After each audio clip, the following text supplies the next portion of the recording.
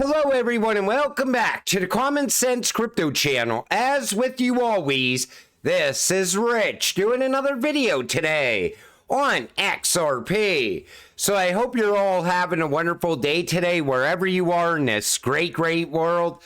We're going to talk about XRP. And I left out the most important part in that last video. You don't have to hold 5,000 XRP. You're not required to do it. And this actually had to do with voting, not wallets. And I still see other people saying, if you're in the 1% of XRP holders, the top 1%, that there's incentives for that as well. No, there's not. And I see a lot of people setting new narratives at the same time. Listen, if it's something that you're required to do, I will definitely let you know about it. And we will talk about things that come up along the way. But I want to make sure that you're not over-investing into XRP. There's no reason for it. I want you to stay patient so you can make it to the finish line. This comes from Michael Branch. Blockchain adoption among Fortune 100 companies increased by 39% year over year, hitting a record high in Q1 2024. Blockchain adoption is going to continue to happen. You know how we know that we're close to mass adoption? When the small businesses start accepting crypto as payment. In other words, when you could walk into your local convenience store and buy things using crypto. And I think we're getting close to that now because a lot of people are starting to realize that crypto is the future. We're just not quite there yet. Take a listen to what David Schwartz says here. I think the challenge there is I don't think I realized how critical good on-ramps and off-ramps would be to making that work. The technology can't hand money to somebody who needs to have cash. I think the vision now is similar to what drove the adoption of the internet, similar to what drove the adoption of like the international movements of goods. Enterprise adoption that paves the way for retail adoption is, I think, what looks like what's going to happen, at least based on, the past 2 years.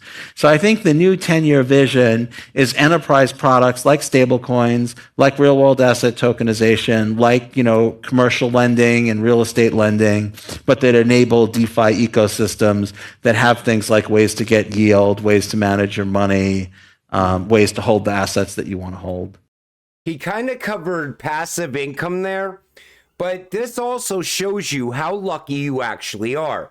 They want to push towards enterprise adoption and institutional adoption. You're like the first wave of retail. That's who we are. We beat the institutions here. Wait until crypto is talked about all over the mainstream media news and it becomes household names. Like Ripple will be a household name. XRP will be a household name. Same thing with XLM and others. And that second wave of retail getting into crypto after, the institutions already got here. By then, you will be an OG. You'll be living off that passive income. They will be coming into crypto and buying pieces of XRP or pieces of other cryptocurrencies. That's how lucky you actually are. You will become an OG in this space if you continue to hold long enough. Where do you intend to park your profits during this bull run? And I thought this was a great poll. Like I said, I voted for RLUSD. But you see, USDT, Tether is up there. USDC, USD out of crypto. That's fiat. I'm thinking that a good place to cash out into might be the new Ripple stablecoin. My second choice out of all of this would have been USDC.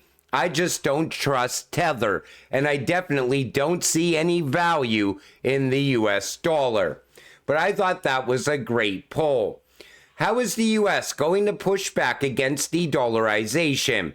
Answer, a dollar-based stablecoin where the dollar will be embedded into more global transactions.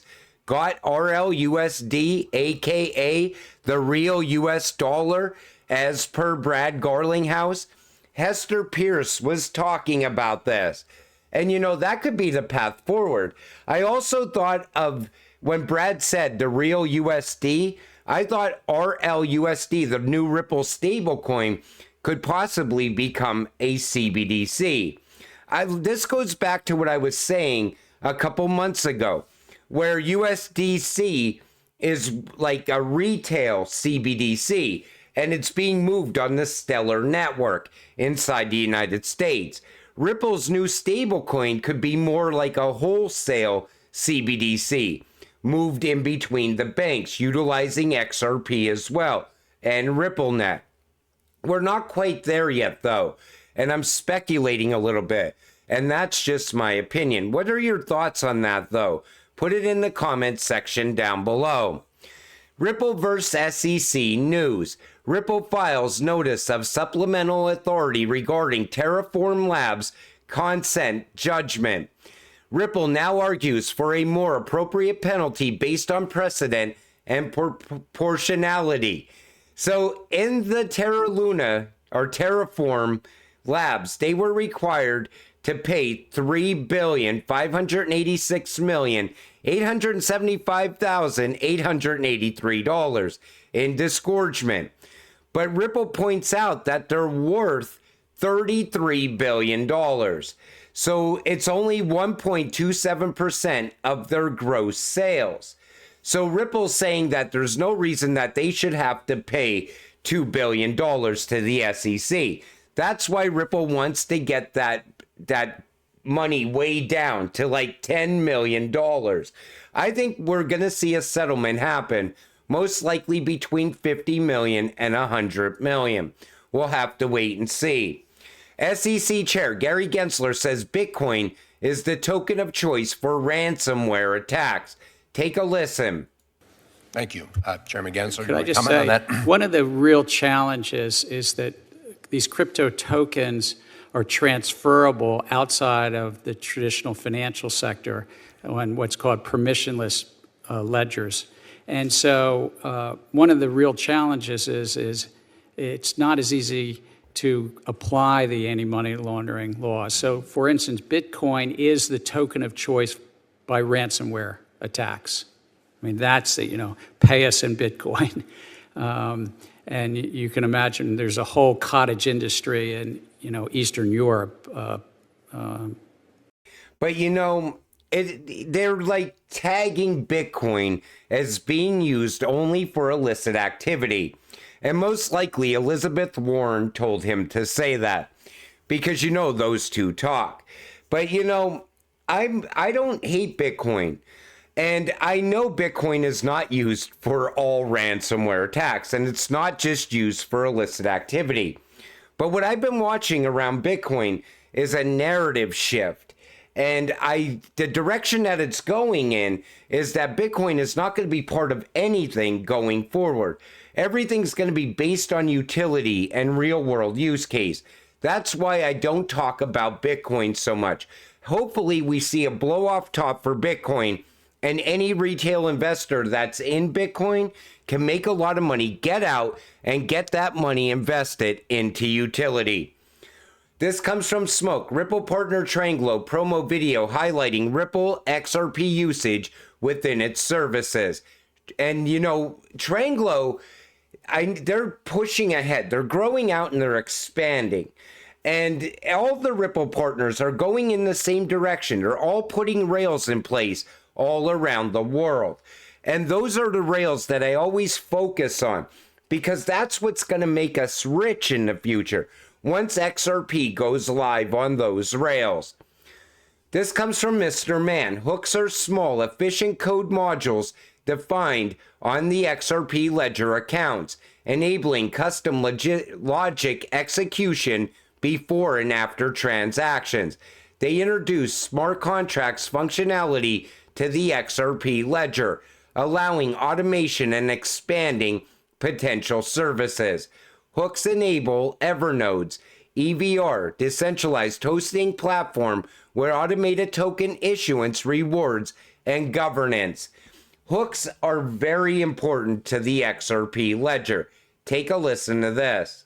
So one of the things we're doing is we're bringing smart contracts to the native XRPL protocol. It's called hooks. And we're now adding a JavaScript runtime as a smart contract language to the chain. And I just mentioned terminology. We shouldn't even call them smart contracts. Why are we talking about smart contracts? This is a rule engine.